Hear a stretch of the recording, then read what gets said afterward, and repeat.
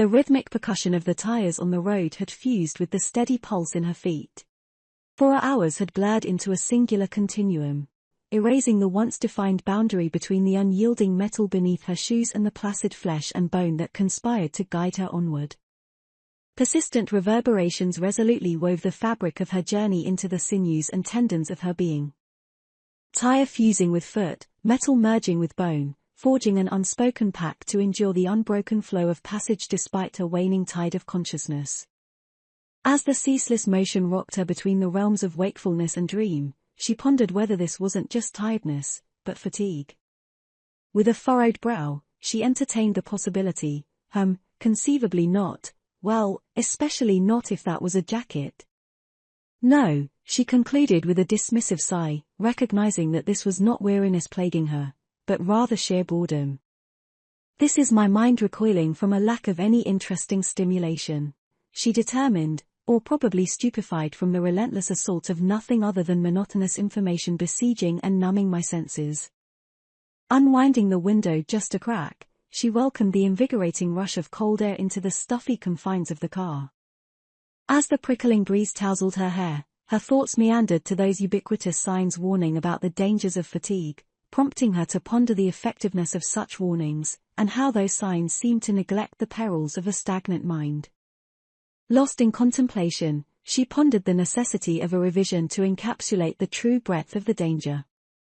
Perhaps they need an update to convey the fullness of the hazard more accurately, she mused, maybe something along the lines of, tiredness kills, but monotony robs your sanity. Take a break before you start fixating on quandaries such as how nudists clean their glasses instead of paying attention to things like the odd sway of that articulated lorry over there.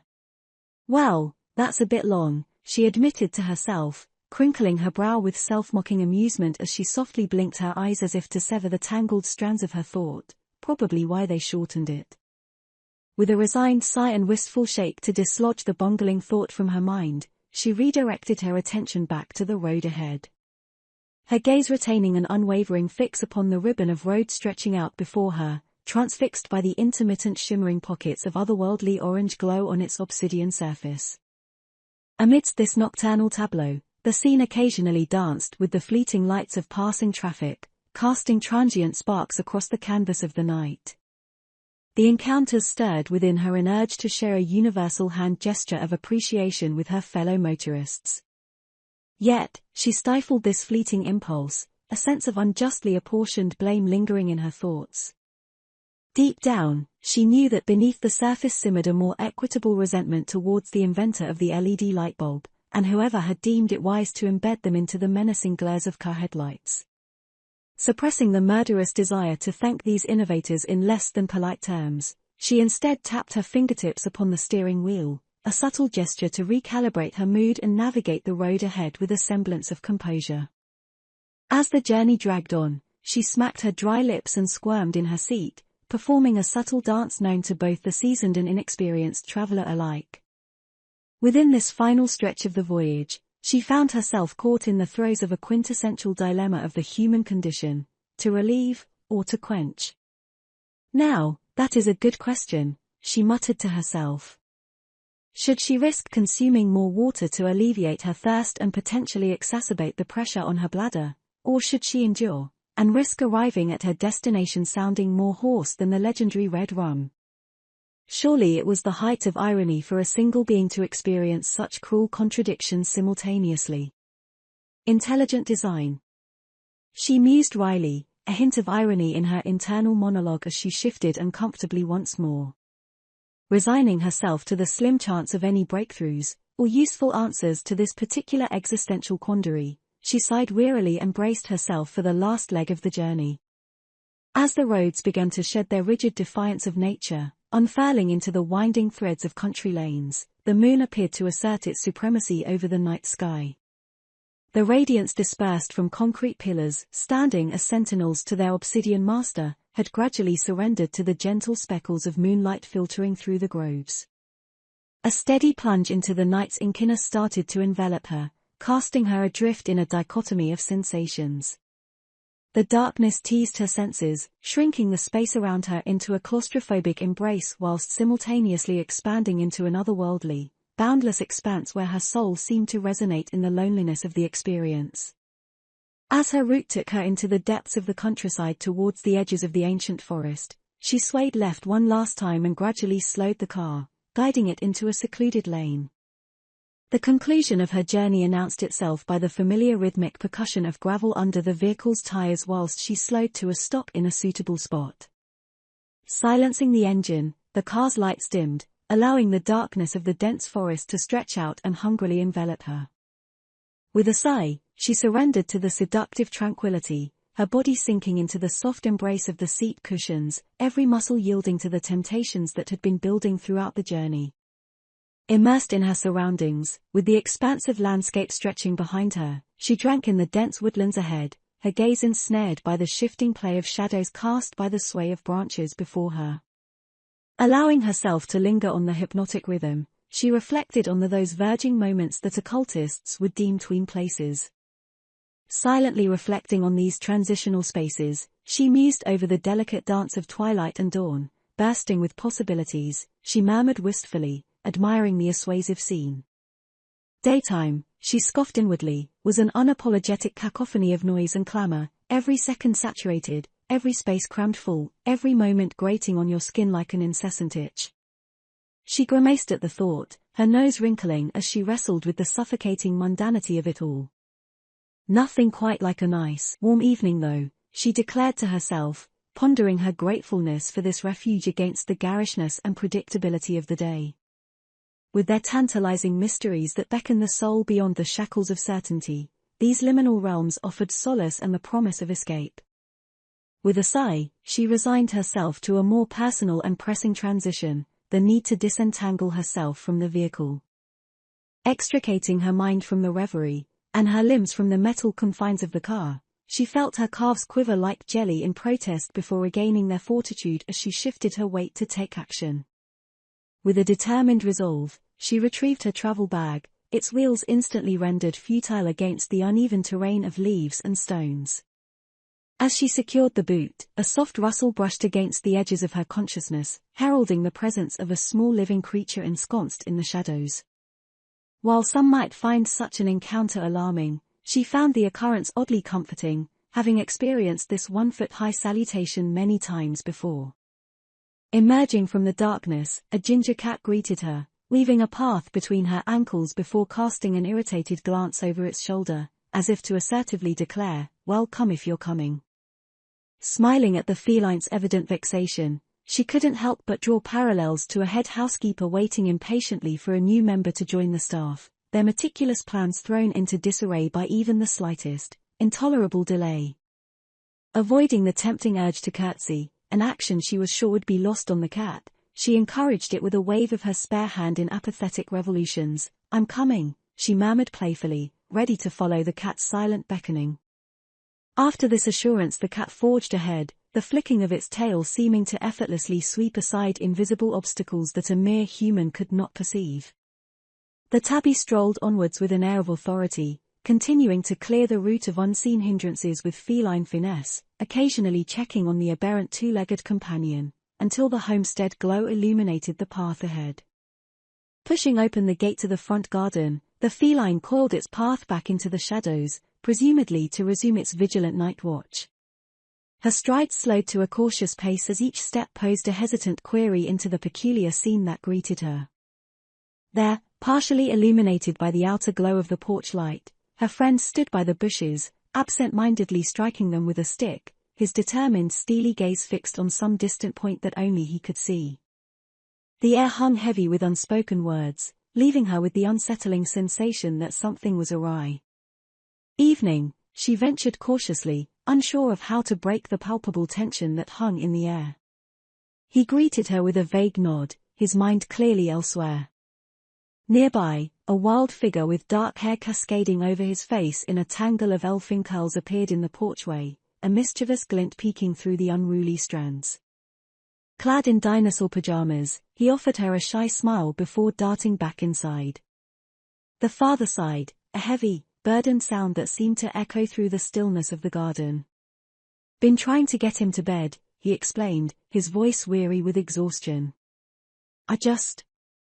I just can't right now.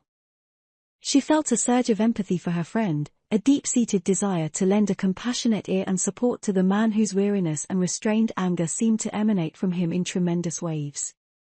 But the pressure on her bladder was insistent, a nagging reminder of less admirable, yet nevertheless, more immediate priorities.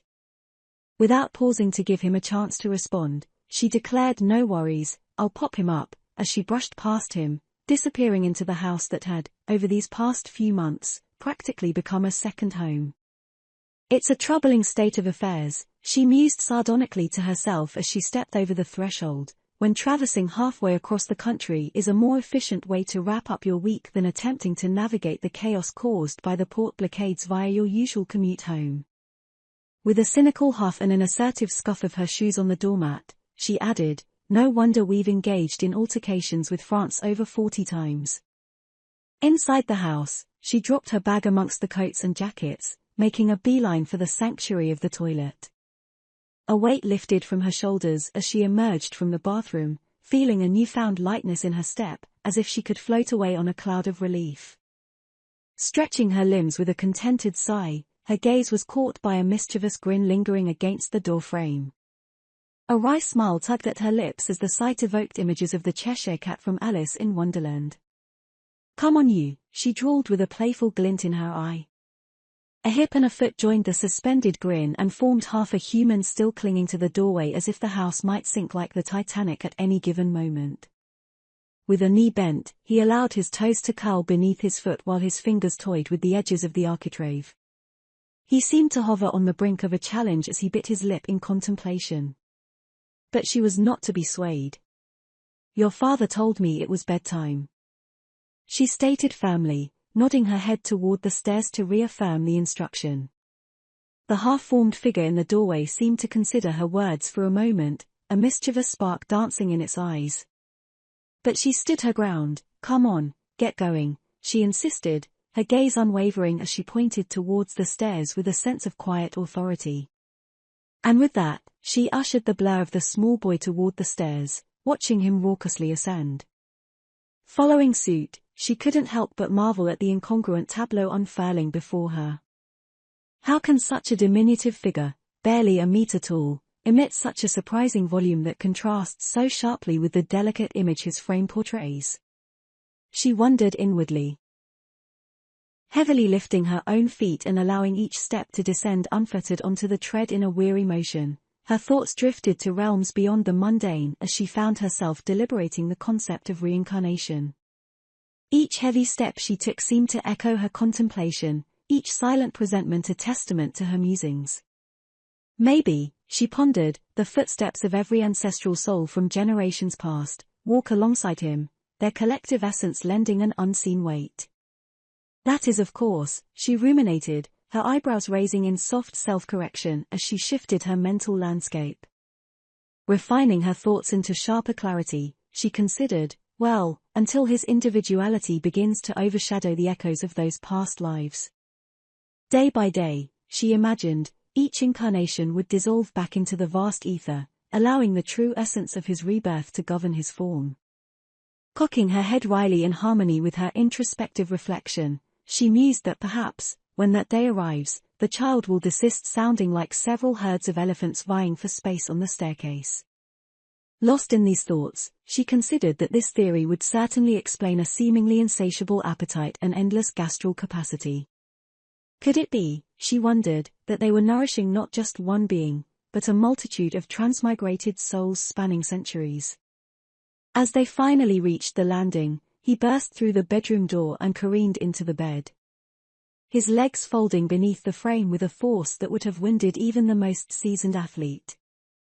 Suppressing a wince, she watched with astonishment as the child, for no apparent rhyme or reason, leveraged the side of his face and elbow to hoist himself onto the bed. In a flurry of several movements, resembling an intricate origami folding sequence of the human form, he finally performed a horizontal dismount, deftly hooking the duvet with his nose and fingers.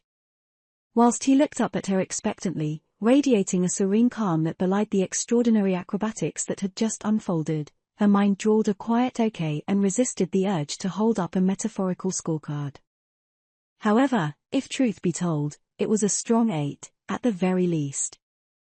But then, unexpectedly, the child contorted their face, etching a portrait of tentative curiosity and puzzlement across their features, their voice punctuating the silence as they whispered, "Why does my dad hate me?" Their words heavy with hurt and confusion. Her heart skipped a beat as her breath caught in her throat. Without realizing, she found herself sinking down onto the edge of the bed. It was as though invisible strings of her emotions had been severed by the child's words, leaving her feeling as helpless as a severed marionette. "What makes you think so?" she ventured cautiously. Avoiding her gaze, the child offered a subtle shrug, ascertained only by a faint ripple in the covers. Patiently, she waited for him to converge his words and emotions. Watching his eyes darting back and forth, searching, she caught a momentary glance as he shot her a self-conscious query, aware of time slipping by. Offering a reassuring half-smile to encourage him, his gaze returned to its quest before finally settling on a finger tracing the edge of the bed cover in a self-soothing gesture. "I think I was bad," he confessed softly, his eyes beseeching hers. "Why do you say that?" she probed gently. "I broke a promise," he murmured, lingering on the syllables of promise, as if it were some strange creature from a far-off land. His eyes refocused back on her as he scoured her gaze for solace. "Ah," she mused inwardly, her shoulders sagging visibly as the realization washed over her. Over the years, she had come to know her friend's particular pressure points all too well. After bestowing a warm and knowing smile on the child, she watched the oppressive weight visibly lift from his form. With a barely perceptible wriggle, he lowered himself in the covers and fixed her with eager anticipation. She momentarily roosted her gaze in the corner of the room before sucking her teeth and refocusing on the child. I doubt that recapitulating the concepts of the categorical imperative, outlined in Immanuel Kant's moral philosophy, is going to cut it here. She mused aloud, her tone dripping with a warm sarcasm that mirrored her own mother's. A sheepish smile teased at the corners of his lips in silent acknowledgement of her apparent silliness, before he turned his gaze at her, regarding her as though she had sprouted several extra heads. Clearly, flippant gestures were not going to suffice, she reflected, feeling the weight of the moment settle heavily upon her. Dropping her gaze to the gloomy corners of the room, she anxiously bit her lower lip, her heart pounding with the urgency to grasp and draw forth a more suitable path of discourse that felt just out of reach. In that brief, searching moment, her mind swayed with the shadows, and fleetingly sensed a peculiar resonance, like joints cracking, as though ancient bones were grinding somewhere deep within the labyrinthine vaults of memory. As if summoned by some unseen force, their attention pricked, the stories of old stirred, their dormant forms beginning to awaken and unfold in the recesses of her mind. Ignoring the odd prickling at the edge of her consciousness, she mustered a wry smile and remarked, "I'm being facetious," her words tinged with a hint of mock helplessness. Now, with the child eyeing her as if those extra heads were pulling faces and blowing bubbles, she let her head drop back in a resigned sigh, thinking to herself, "And this, my friends, is precisely why I don't do children." Stretching her stiff neck, she gently closed her eyes to summon her inner reserves. Squeezing her fingers with determination, she hauled herself back from the brink of exhaustion. Whilst restoring her vision of the room, she felt as though she were disentangling herself from an internal game of tug-of-war, as deep within, the echoes of ancient memories reverberated through her intellect. A symphony of forgotten souls stirred with rasping coughs in the shadowy depths of her being, as if roused from a long slumber and dispelling a thick veil of dust that had settled over time. Grounding herself in the present, she stroked the back of her head to alleviate the weight pressing against her consciousness. "Well, a promise," she began, with a soft sigh. She twirled her fingers as though winding the cogs of her cognition, "is a sort of incidental magic." Her tone tinged with nervousness as she expounded her unfurling thoughts with trepidation, uncertain of how this opening gambit might be received. The child's eyes widened with curiosity at this burgeoning proclamation. Yet, an arched eyebrow betrayed a skeptical plea for further explanation or evidence, shaping a gestured question mark between them. "Incidental?" she began, raising her eyebrows to mimic his questioning gesture. To which, he reciprocated with a brief nod of acknowledgement.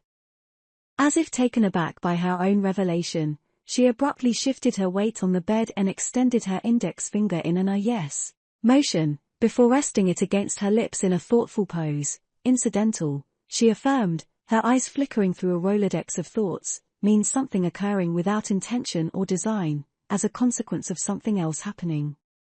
Noting the metaphorical penny hanging in the air, its descent halting midway, she continued, for example, if you were to go looking under this bed for a specific toy, but then found one of your forgotten dinosaurs instead. Then, that dinosaur would be an incidental discovery because it was not what you were intending to find. She held his gaze, silently urging him to confirm his understanding before proceeding. Employing the choreography common among all postage stamp impressionists, he offered a subtle tilt of his head, prompting her to continue. You see, she murmured, her lips pressed together in contemplation, as though summoning forth an idea with fierce resolve before releasing her poise. Many, many, many centuries ago, all the lands used to be full of magic. She gestured extensively with her hands, illustrating the ancient, vast nature of this knowledge whilst exaggerating the syllables of all, hoping that an air of gravitas would cloak the absurdity. Back then, fairies and magic and all sorts of mythical creatures thrived everywhere. Furrowing her brow, her expression betrayed a hint of disbelief in her own statement, but the child returned her gaze with the expression of a seasoned scholar, silently conveying, of course, this is common knowledge, I am familiar, please do proceed. Grateful for the acceptance of the tale thus far, she pressed onward. However, as the eons passed, the era of magic began to fade. And today, almost all the magic has departed from this plane of existence. She paused for dramatic effect, allowing the weight of her words to settle. But, she added, elongating the word with a flourish, locking eyes with him as anticipation sparked within his widened gaze, traces still linger.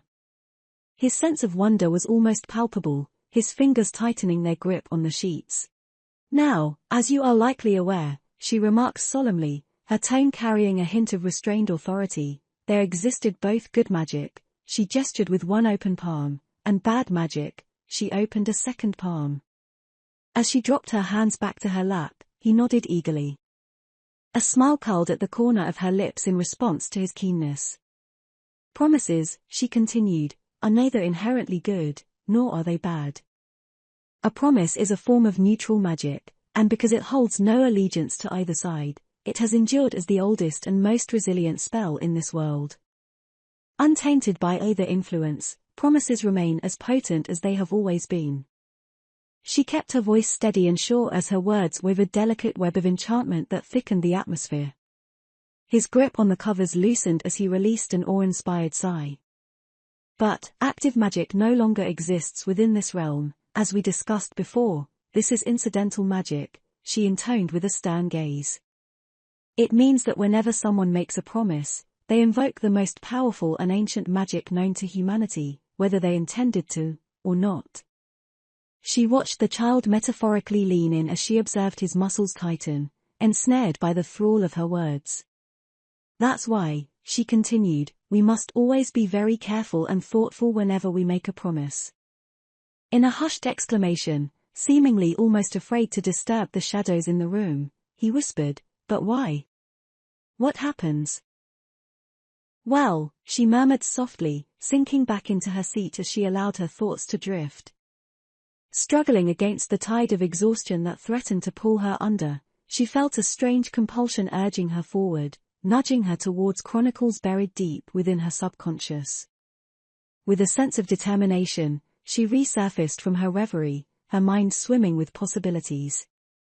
After few moments of consideration, she found herself settling on a cognitive exit point, a place where clarity and revelation converged. It's a type of binding spell, she declared with a quiet authority. However, noticing an eyebrow begin to arch, she elaborated, it's a pact between two people, which entwines their destinies until the spell, or rather the promise, is fulfilled. And the outcome of their fates hinge upon whether the promise is kept or broken. His expression knitted in deep reflection before he cautiously ventured, but what exactly binds them? What does the promise do? He looked at her with puzzlement furrowing his brow as he sought understanding. Well, I'd certainly like to know as well, she mused wryly to herself. In that moment, she could have sworn she felt a peculiar icy tendril slither through her mind like an ethereal shot of espresso. Sensing her psyche being brusquely pulled to attention, she continued, when you make a promise with someone, you undertake a significant responsibility. She breathed a sigh of relief as the icy phenomenon relented. With renewed focus, she continued, a part of their heart becomes attached to yours, she asserted, her voice carrying the weight of conviction as she felt a sense of clarity wash over her. The words felt strange on her lips, yet she had never felt more certain in any other colloquy. Despite the child's visage twisting into a near-horrified expression, his lips curling with revulsion, she remained steadfast in her conviction. Trusting that she was on the right path, she mentally shrugged off his reaction and pressed on. Then, as you honor the promise, your own heart nurtures theirs, and that fragment of their heart grows stronger. When the promise is fulfilled, not only does it return to them strengthened, but a positive magical bond weaves between the two, making them both more resilient and more likely to succeed in future endeavors. But what if they break it? The boy grimaced, his teeth clenched. Then, she remarked poignantly, her words laden with sorrow and resignation as her gaze drifted to the floor. The fragment withers and dies, leaving a hole in their heart, and a blackened mark on your own. She furrowed her brow in concern as each word carried an unsettling sense of foreboding, as though eldritch entities were whispering secrets that sent shivers down her spine. Giving a shrug, she forced herself to refocus on the boy, pushing aside the twisting portents that threatened to ensnare her. With eyes that were once bright with wonder, the child now quivered with a silent plea for comfort as his hands clutched at the bedcovers in search for solace. And that's why Dad hates me, he pleaded. Regarding him sympathetically, she responded, no, he doesn't hate you, her voice carrying a softness to soothe his uncertainty, he's just hurting and needs some time to mend. He fixated on his hands as if searching for answers before returning to her with pleading eyes. Can I make it better? He asked, his voice tinged with a sense of longing. With patience, she pressed simply. Mainly patience. He will take time to mend, but doing nice things with the sole intention to mend the hole will make the healing process slow down. Catching the confusion dancing across his face, she gladly continued, you can't cheat magic, it will know. She gave an exaggerated knowing nod, and he reciprocated as if sharing a secret handshake. But there's another special magic in this world, just as ancient but stronger. Do you know what that is? He shot her a sardonic glare, as if he had peered behind the magician's curtain, and was not going to fall for any sleight of hand. She smiled wryly back at him and nodded, love. Love is a similar bonding magic. It is just as ancient, a sort of cousin, of promise. In a similar way, it forms between two people, and both parties bear equal responsibility to nurture it. And, much like a promise, they have the choice to put in the effort to foster it and allow it to flourish or, well, she shrugged, let it wither and perish. Pausing to regain her train of thought, she locked eyes with him to underscore her point. If your actions are driven solely by love for your dad, she shifted her expression into a sincere gaze, then, the void will mend quicker. The child's expression shifted, illuminating his face as comprehension dawned like a light switch being flipped on in a dark room. She nodded firmly. Exactly. If you invoke the positive bond of love, it can counteract the negative effects invoked in the promise. But, as I said, it must be undertaken completely earnestly, otherwise, her words trailed off as weariness began to reclaim its hold on her once more. In the periphery of her vision, she noticed the boy fidgeting with the bedclothes, lost in thought before he cautiously asked, what about mine? Oh, she sighed heavily, her tone flat and distant, as though her thoughts had shifted into a sluggish pace, reminiscent of a dial-up connection waiting for the page to load. Adjusting her focus with a deft pinch of her thumb and forefinger on the bridge of her nose, she continued, promises are sacred bonds that intertwine our hearts. But breaking a promise, her voice trailed off, weighed down by resignation, is like dipping your heart into darkness. Each broken promise, each shattered vow, leaves a dark stain. His brow furrowed with worry as lines of concern etched across his face. Does that mean my heart will always be black because I broke a promise? She wrinkled her nose thoughtfully. Not necessarily, she murmured. There was an unsettling pull at the fringes of her consciousness, like threads of ancient law weaving through her thoughts, nudging her speech in directions beyond her comprehension. The more promises you break, she continued hesitantly, her tone tinged with foreboding, the darker your heart becomes. And in that darkness, you unwittingly draw the attention of the shadow people. The shadow people? He whispered, his voice barely more than a breath. Ah, yes. The shadow people, she mused, her voice carrying a wistful tone as if recalling a distant memory. Creatures who dwell in the shadows, searching for visible souls to claim. So, what if? He hesitated, his voice barely audible. What if my heart turns completely black? Then, the shadow people will see you, she replied solemnly, her words carrying the weight of inevitability as she acknowledged his unspoken question. They will come for you, and draw you into the depths of the Black Forest, where the Elk King reigns. A shiver ran down his spine as his imagination conjured up images of shadowy figures lurking in the darkest corners of the room, waiting to emerge from the gloom and drag him away. Staring into the abyss of the room, he couldn't help but ask, his voice trembling with fear, why will the shadows take me to a king? Well, she began, her tone tinged with a somber gravity, the Elk King rules the ingress of the Black Forest. He commands all eldritch entities that press upon the periphery of this realm. Her words laden with foreboding, hung heavy in the air as she nodded grimly. The Black Forest is said to hold secret points into darker realms where no one dares to explore. Yet, those who have been so bold to try, have never been seen again. With a measured tone, she continued, the Elk King is said to protect the secrets of the dark domains, and manages the forces therein. But he is always on the lookout for dark souls to join his armies of the damned, or to feed his ranks. A heavy shroud of darkness seemed to press upon the room, the air thick with the child's fear. Sensing his distress, she snapped her attention back to him. But there is hope, she proclaimed, her voice cutting through the gloom like a sunbeam breaking through the storm clouds. With a nonchalant air, she clarified, to cleanse your heart of darkness, all you need to do is simply perform acts of love and kindness. His eyes widened in wonder, though a hint of skepticism lingered, as if the presented solution was far too simple. The child's reaction resembled a veteran builder being advised to fix a leaky roof with a roll of sticky tape. Can love hide you from the shadow people? He queried, his voice laced with uncertainty. She nodded, her gaze alight with a fierce determination. Yes, well, she paused as her thoughts took an unexpected detour. It has the power to remove the stain, she amended. Love holds the ability to mend our hearts and those of others. As we discussed earlier, as long as your acts of love are genuine and selfless, performed without personal gain, then the shadow people will have no power over you. Sensing the conclusion of the tale drawing near, she shook her head, freeing herself from the grasp of ancient law that had ensnared her mind. The child beamed back up at her, seeming satisfied by the reassurance that the tasks ahead weren't too daunting. As he settled back into the embrace of the bed, nestling into the bedclothes, she couldn't help but notice the encouraging change in his demeanor. Blinking rapidly as if awakening from a trance, she felt a clarity wash over her, as if a veil had been lifted from her thoughts.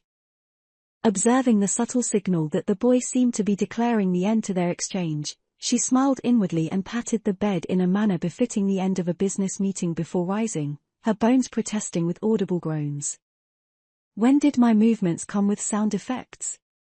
She mused aloud, that's a milestone, her voice stretched into a harsh whisper, punctuated by an extended yawn that appeared to find egress through her fingertips. As she made her way to the door, a sense of gratification washed over her as she noticed the child's eyelids gradually surrendering to the weight of drowsiness.